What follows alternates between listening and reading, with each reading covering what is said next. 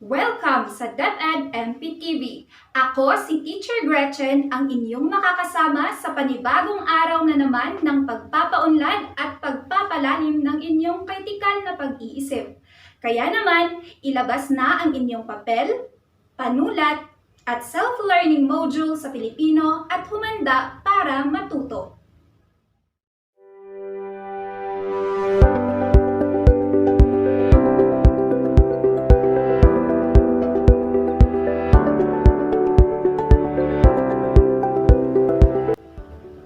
Bilang pagsisimula, tayahin natin ang inyong nalalaman sa paksang ating pag-aaralan.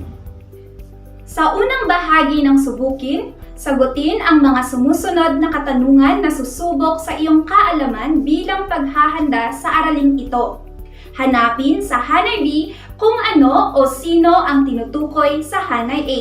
Isulat ang sagot sa sagutang papel. Simulan na natin. Para sa unang bilang, siya ang sumulat ng awit na Florante at Laura. Sa letra A, Florante at Laura. Sa letra B, Francisco Balagtas Baltazar. Sa letra C, awit. Sa letra D, Florante. Sa letra E, 12. Sa letra F, Adolfo. Sa letra G, Abril 12, 1788. Sa letra H, Maria Asuncion Rivera. Sa letra I, Laura. At sa letra J, Pag-ibig. Pangalawa, uri ng tulang pasalaysay na binubuo ng tig-aapat na taludtod. Piliin ulit ang sagot sa Hanay B.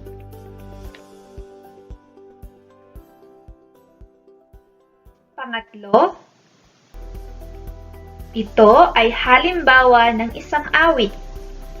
Piliin ang sagot sa Hanay B.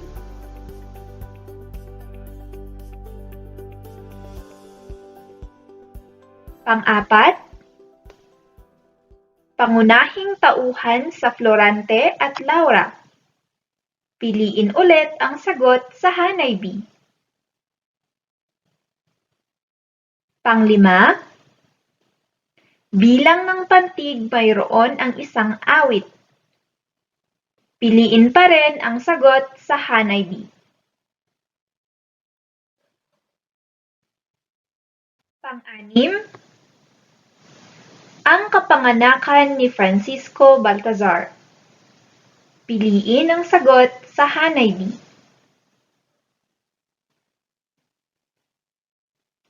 Pang-pito, ang naging kaagaw ni Florante sa puso ni Laura. Piliin ang sagot sa Hanay B. Pang-walo, ang unang pag-ibig ni Francisco Baltazar.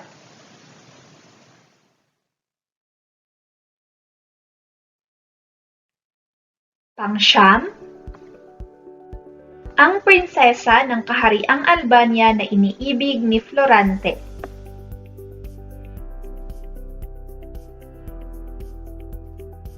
At pang-sampo, ang karaniwang paksa ng isang awit.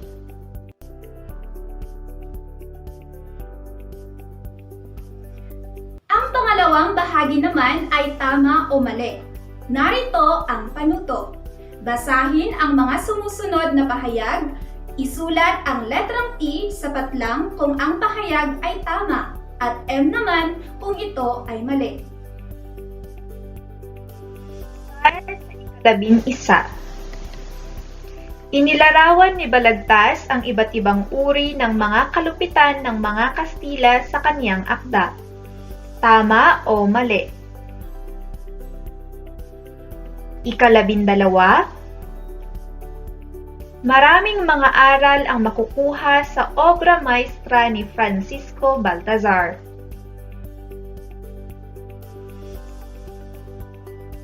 Ikalabintatlo, maraming uri ng paghihimagsik ang naghari sa puso ni Balagtas. Ikalabinapat, inihambing ni Balagtas ang bansang Pilipinas sa kaharian ng Albania. At ikalabinlima, sariling karanasan ni Balagtas ang kanyang naging inspirasyon sa pagsulat ng Florante at Laura.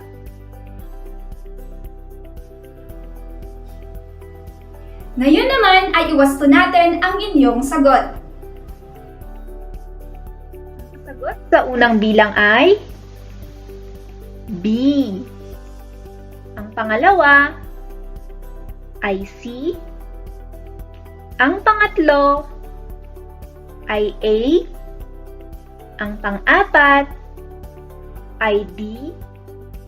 Ang panglima ay C. Ang pang-anim ay walang sagot sapagkat ang tunay na kapanganakan ni Francisco ay noong Abril 2, 1788 at wala ito sa pagpipilian. Ang pang-pito ay F. Ang pang-walo ay H. Ang pang-siyam ay I. At ang pang-sampo ay J. Para naman sa ikalabin-isa, T. Ikalabindalawa, T pa rin. Ikalabintatlo, T. Ikalabinapat, T. At ikalabinlima, T.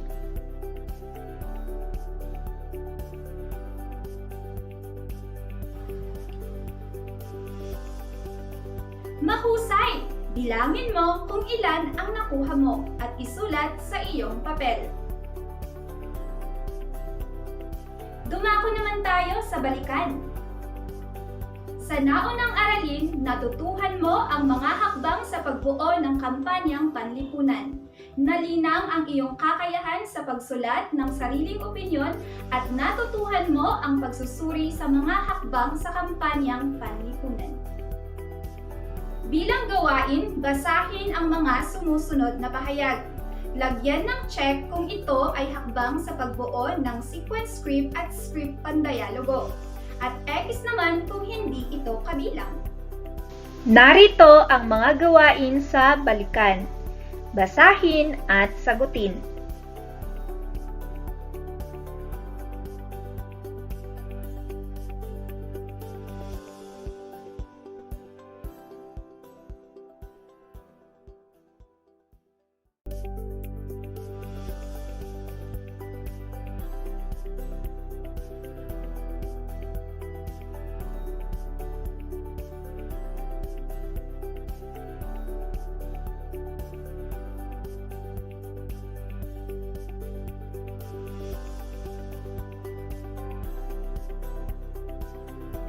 Sa bahaging tuklasin naman ay punan ng tamang letra ang bawat kahon upang masagot ang bawat tanong.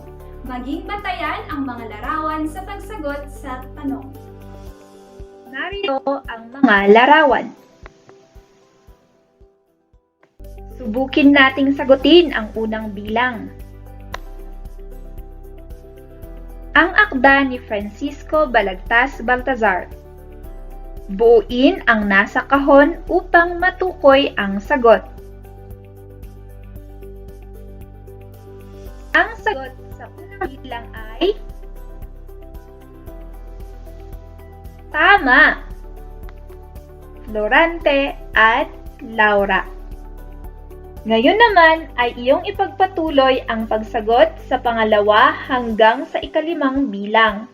Maaaring i-pause ang video na ito saka ipagpatuloy kapag natapos na ang gawain.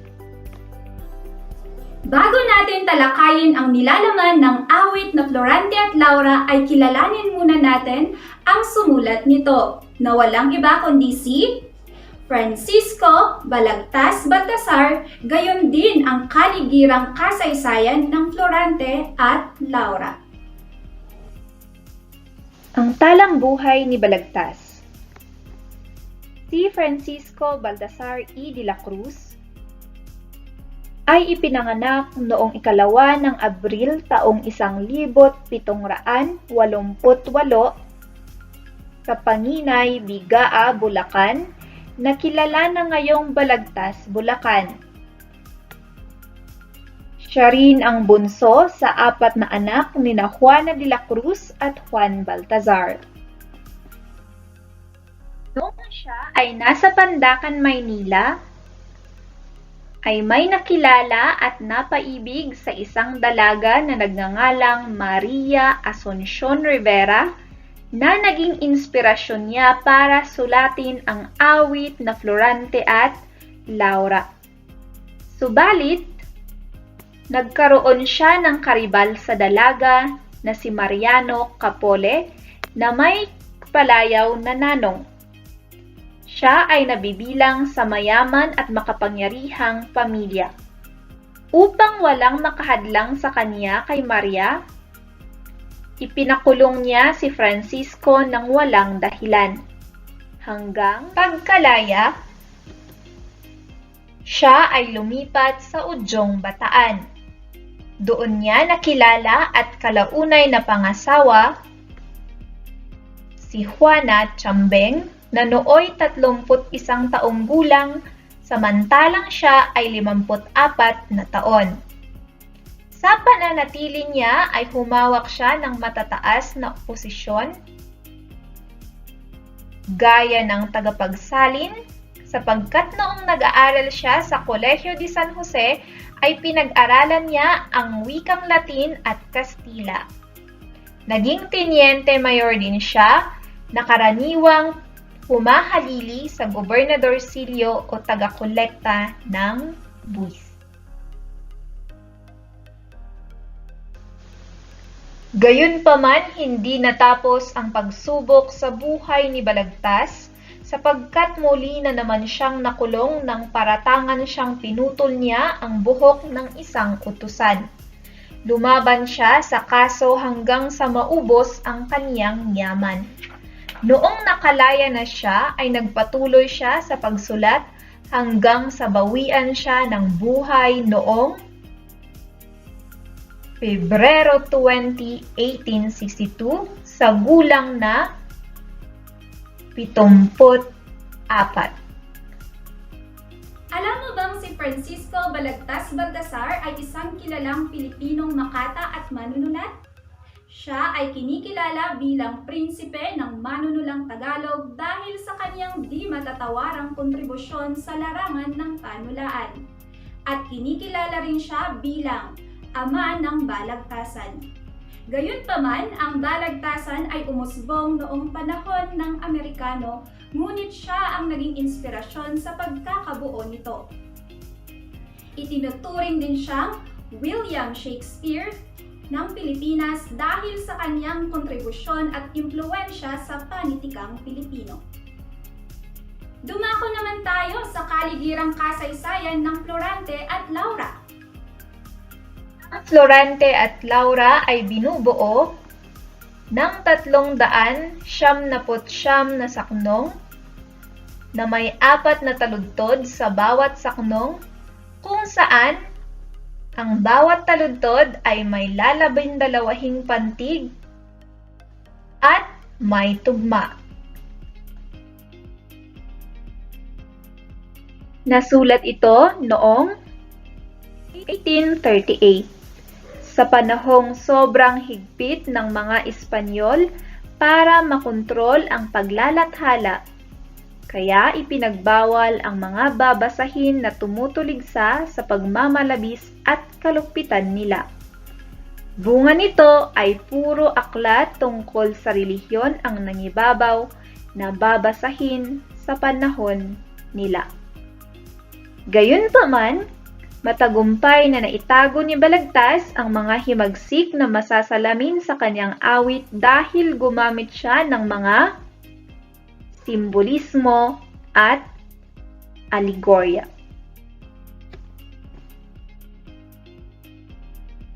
Ayon sa mga historiador, Ang orihinal na bersyon nito ay nasulat sa wikang Tagalog.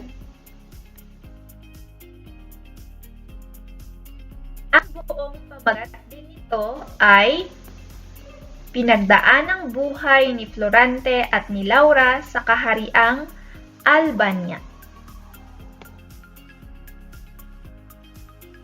Ang kasaysayan ng Florante at Laura ay hango sa pag-ibig ni Balagtas, kung saan si Florante ay walang iba kundi siya, habang si Laura naman ay ang sinisinta niyang si Maria Asuncion Rivera.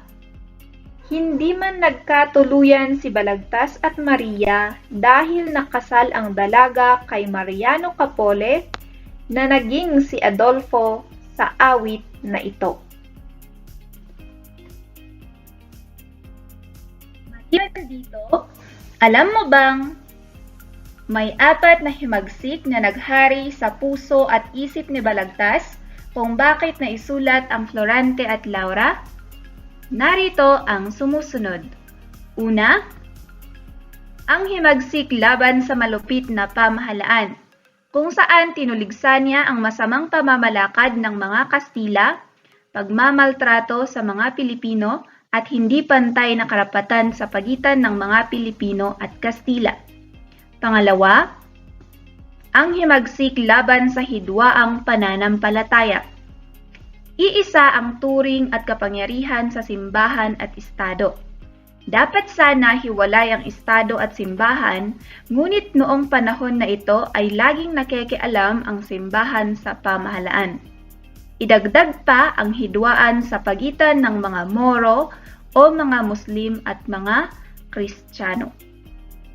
Pangatlo, ang himagsik laban sa maling kaugalian, kung saan pinupunan niya ang mga maliling paraan ng pagpapalaki ng anak, pagpapalayaw, pagiging mainggitin, mapanghamak, katamaran, paghihiganti sa mga kaaway, pang-aagaw ng minamahal at masamang trato sa lipunan.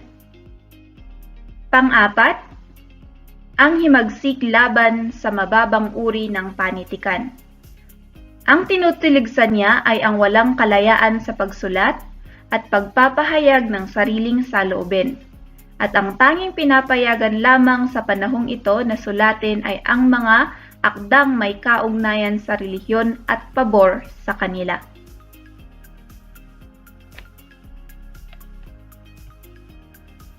Ang Florante at Laura rin ay may mahahalagang katangiang masasalamin gaya ng nagsilbing gabay at nagturo sa mga Pilipino ng maraming bagay.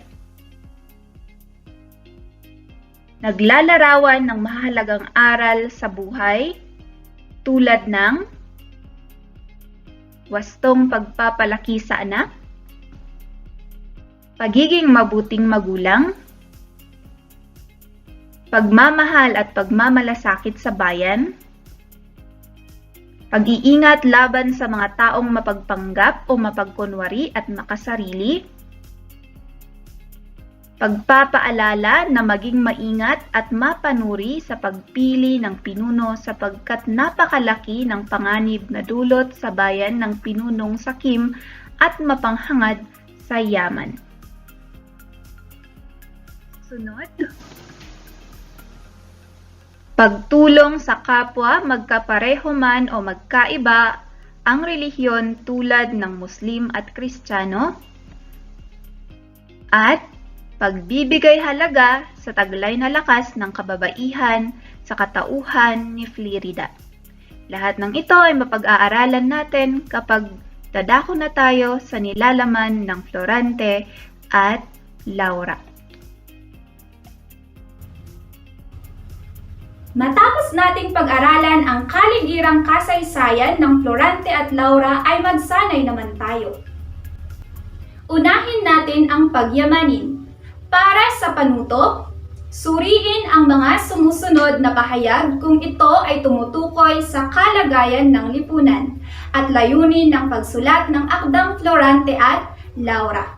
Isulat ang titik T kung ito ay tama at M naman kung ito ay mali. Gawin ito sa inyong sagutang papel. Subukin nating sagutin ang una hanggang ikatlong bilang. Para sa unang bilang. Mahigpit na ipinatupad na sensora kaya't ipinagbawal ang mga babasahin at palabas na tumutuligsa sa kalupitan ng mga Espanyol. Pangalawa, ang karaniwang tema ng mga sulatin sa panahon ng mga Espanyol ay tungkol sa relihiyon at paglalaban ng mga Kristiyano at Moro. At pangatlo, itinuturing na isang makatarungan at makatao ang ginawang pamamahala ng mga Espanyol sa ating bansa.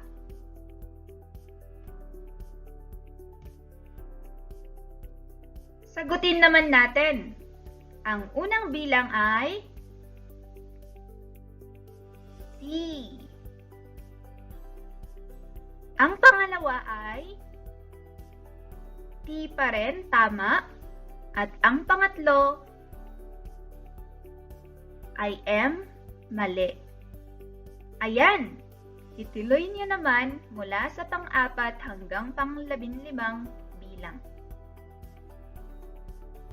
Sunod ay ang isa-isip. Narito ang panuto. Punan ng angkop na salita ang bawat pahayag upang mabuo ang pangungusap. Piliin ang sagot sa loob ng kahon. Narito ang nilalaman ng kahon. Florante at Laura, lalabindalawahing, 1838, 399, Tagalog, 4, tugma, 50. Subukin naman natin ang nasa letra A. Ang Florante at Laura ay binubuo ng patlang na saknong. May patlang pantig bawat taludtod, may 4 na taludtod ang bawat saknong at may patlang. Sige nga, sagutin ninyo.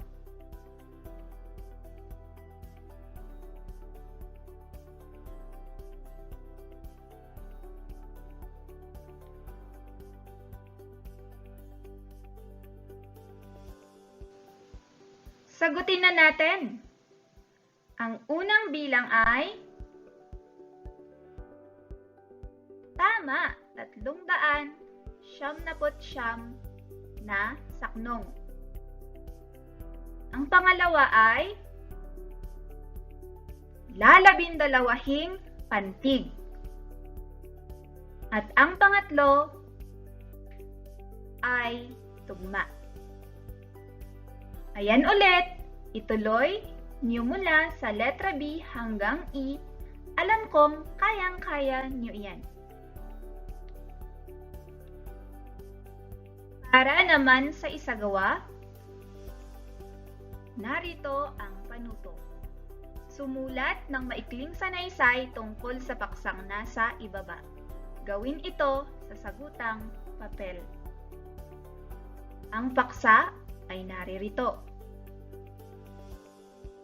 Bilang isang mag-aaral sa ikawalong baitang, bakit kailangang pag-aralan ang tungkol sa awit na Florante at Laura ni Francisco Balagtas Baltasar? Ipaliwanag.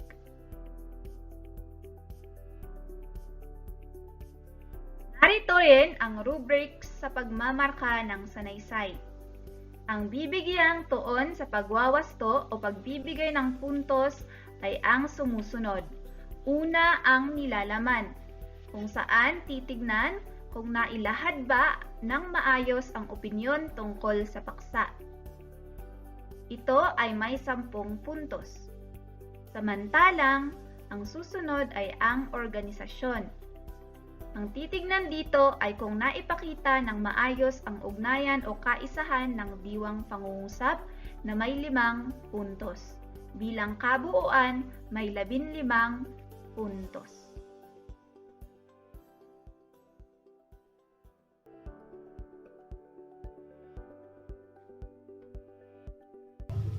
Para sa tayahin, basahin at unawaing mabuti ang bawat pangungusap at piliin ang tamang titik na tumutukoy sa pinakatamang sagot sa bawat katanungan.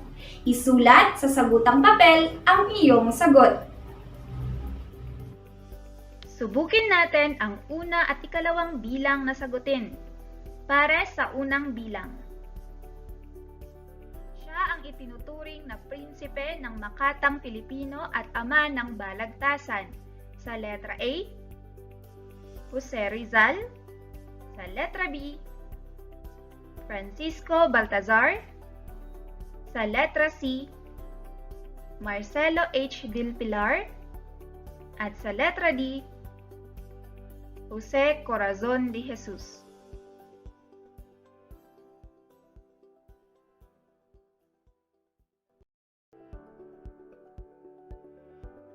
Pangalawa,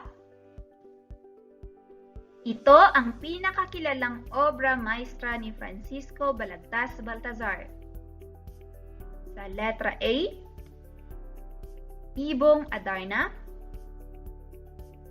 Sa letra B, No Limitangere. Sa letra C, Florante at Laura. At sa letra D, El Filibusterismo.